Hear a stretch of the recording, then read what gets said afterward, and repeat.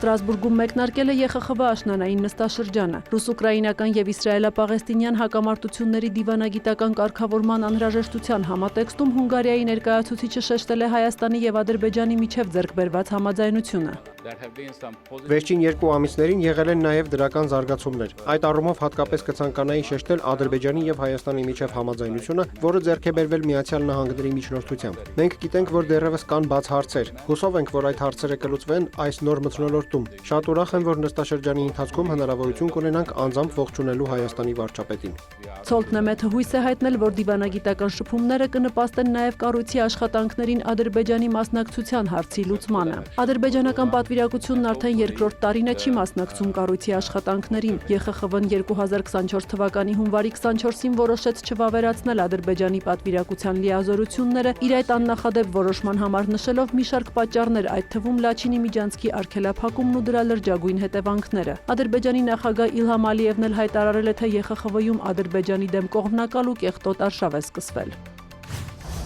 Մոլդովայի խորհրդարանական ընտրության արդյունքները ցույց տվեցին քաղաքացիների ուժեղ աջակցությունը եվրաինտեգրմանը, հայտարարել է նախագահ Մայա Սանդուն արդյունքների ամփոփումից հետո։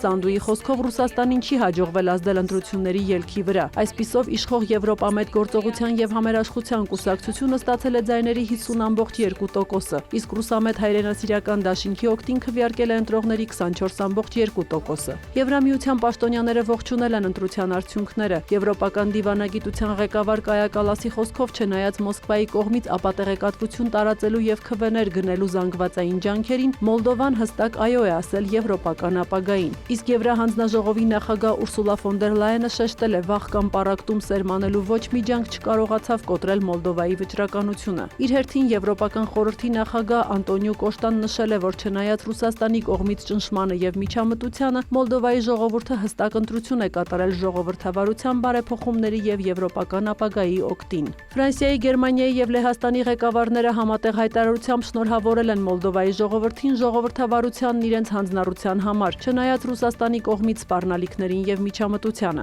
ԵԱՀԿ-ի դիտորդական առաքելության եզրահանգմամբ Մոլդովայում խորհրդարանական ընտրությունը եղել է մրցակցային, սակայն արձանագրվել են արտաքին միջամտության լուրջ դեպքեր։ Մոսկվան հերքել է Մոլդովայի ընտրություններին միջամտելու մեղադրանքները, պաշտոնական Քիշնևին քննադատելով, որ Ռուսաստանում ապրող 100 հազարավոր մոլդովացիներ չեն կարողացել քվեարկել, քանի որ նրանց համար գործել է ընդամենը 2 ընտրատեղամաս։ Քիշնևի կենտրոնում ընդդիմության աջակիցները բողոքի ցույց են անցկացրել։